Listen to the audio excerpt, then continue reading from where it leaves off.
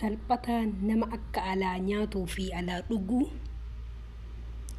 jiru jechuun namni akkasii salphataa akiraati. Mudannoo tana mudannoo addaa tun mudatee anaa fi qaallitti xiyyata bira dalagu. Maaltu si mudatee mufaaris jechuun keessaniin oolamu. Wallahi laatee waan addaa. Jechuuni wanni hima nama mudataa haa ta'u ammoo maa adri maal akka isiniin jedhu jalqaba viidiyoo waraabuu hin dandeenye buna ajajannee isiilleen ka qorraa baradoo qabu san ajajatte anaafillee komishiinoo ajajjee jechuudha. Guddaa ajajjee kanaayyuu miti xiqqaadha kun. Guddaa ajajjee booda akkuma jirutti ka mucattiin suuta haadhatti hin kennin hin beeytan ijoollee arabaa kaa yeroo lafaa dhuftu kaa ibidda akka tokkoof daddarbanii fiddee haadha qas gootetti hin kennine booda haatillee adaa hin qabne osoo haati hin qabin mucattiin calliftee akka waan itti kennite iddoo tanarra ra'e akkasin lafa dha'e. Obboleeyyan kiyya kolfarraa waan jedhu wallaale assalaamu alaikum warahmatullahi wabarakaatu jirtanii jabaattanii baga jiraattanii. Akkasitti booda akkuma isiniin jedhe ka mudannoo jedhe akkasi booda lafa gahee kiyyaa fi ta'isii walitti laaqamee wanni kaartoonaan dhufe kaartoonuma san waliin kiisii keessa gajjige akkuma jirutti jechuudha. Booda kalaas anillee natu ajaja ka biraa kalaas deebi'ee natu ajaja isiillee wallaahi lakki jetti. Osuma akkas taanuu wal finnee anuma ajaja jettee booda akkasuma turree namichillee hin ba'e booda ka biraa ajajje. Akkuma argitan fatuura wajjin ka dhufe kan isiilleen ka ofii fudhatte ka isii qorraadhaa kaasaa shafaafa keessa jira. Akkasitti lamuyyoo wantuma kana maalumatu keessa jira jedha.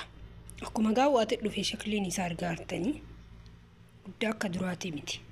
Yeroo ol banuu hatta walakka munni biraa hafu walakka hin geenne.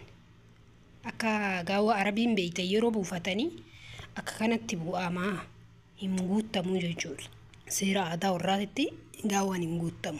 Akka namni kennamu gubbaarra ol baasee si kennu sunii miti.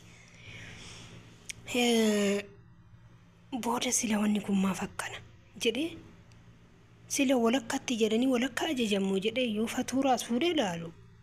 Fatuuraan hin ajajame malee wanni walakkaa maalii jedhamu hin jiru. Yaani jechuun alaa hasab injiraa miti yeroo wanti tokko gimmaasha akkanaa ka jedhan tokko injiraa miti yeroo akkasiillee miti. Qarshiin isaa kiyyaa komishiinoodha wuddiidha inni kun. Wuddiidha. Ka isii meeqa kiyya meeqame fatuurama argitaniiyyu. Osoo guutuuyyuu ta'e homaayyuu miti bar. Subhanallah wanti takka yoo riskiin namaa keessa hin jirre wanti kamiyyuu nyaadhu yoo keessa hin jiraatin hin nyaattus hin dhuytus. Ka duraa akkas ta'e ka boodaa yoo dhufu akka kana ta'e. Yaa Rabbi kisaara birriin isii lama baate osoo hagas sadaqanne osoo hagas sadaqanne maali jedhee wallahi laziifi raajinat ta'e gaaf tokkollee mudannoon akkanaa wayii nu mudate nyaata ajajaa bullee nyaata yeroo sadi nyaata ajajnee yeroo sadiinu yeroo lamaa dhufuu dhabe halkan sanu halkan ajajannee yeroo lamaa dhufuu dhabe yeroo sadaffaa irratti dhufe. Nyaanni alaa barakaas hin qabu. Wanni takka keessa hin jirtu osoo nyaata manaa ta'e gootee irraa fi yeroo beelofte yeroo dhoowwatte ol deebitee dhuyda. Amma kun wanni takka wanni inni birriin baate wanni takka wanni isaaf wanni ta'e hin jiru. Dura birri 30 baafne amma immoo 25 baafne.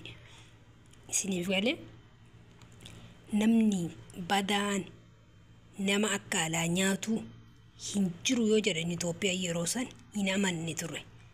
Hin amannullee. Haati teennaa ammaan tiyya jechuudha. Nyaata alaa namni amma la nyaata ala faarsu kana hin jaalatan. Abaddan hin jaalatanii hin jibban. Barakaan hin jiru nyaata alaa keessa barakaan hin jiru yoo isaan jedhan amanuun turre. Osoma akkas taanu ka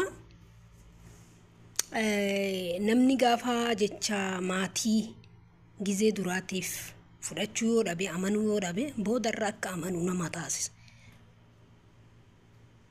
Wanti yeroo sanii kaa'an beeytanii gizee isaa namaan dhagahuu wanni takka hin jira miti regire shamarrummaa yookaan dargaggummaan nama jirtu akka feeteedha.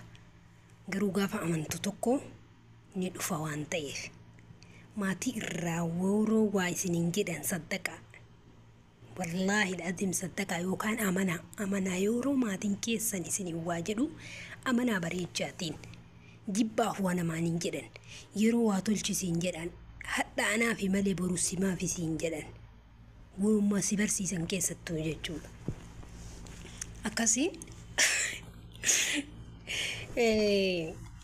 keessattuu namni nyaata mana dalaytee hin beeyne buna danfisnee hin beeyne abbummaan manaa kan keetu sababa jaartiin isaa hanqina manaa qabduu fi alaa nyaachisa keessummaa mana ofiitti hin galee hin saalfatuuf mana ofii likkii waan beekuu fi manatti hin galu alaa nyaachisa. Gaafa ati mana nyaata xiraatii qabu dalaguu beeyte oo wanni inni dubbatu hin jiru. Keessummaa fuudhee si fida kabajaan geeggeessite jechuudha. Si jalan saalfatu. Ofitti amantummaa fi niitii ofii itti amantummaa waan qabuuf jechuudha.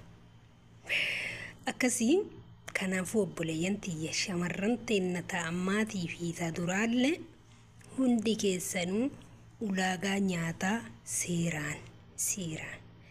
Injira namni tokko jechuun namni hin beeynes hin jiru jechuu osoo hin taane gaafa nyaata alaa jajjannisanii maatii makiyya kaasetti waliin galu kana kalas guyyaa garii hin jiraa mere guyyaan ati firii taanii alaa ajajannii akkana bashannana gaafni jettu hin jira.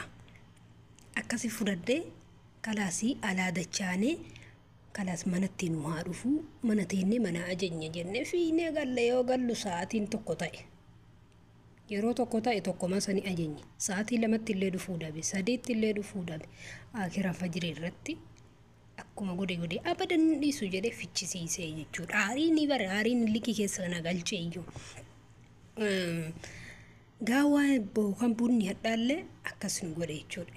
Mee koomishiinoo hagattii tana harbi jedhaatiin koomishiinoo hagattii tana yoo birrii haganaan fiddu wallaahi alazim maal beekan mee birrii meeysaatu laala namitti ta'an bar waa keessa hin jiranii jedheen dhaqee waa keessa hin jiranii bara argitee jedheen cumaadhamu baneetumaan itti mudhise kiyya baneetti mudhise akkasii obboleeyyan kiyya rabbi haa laaffisu.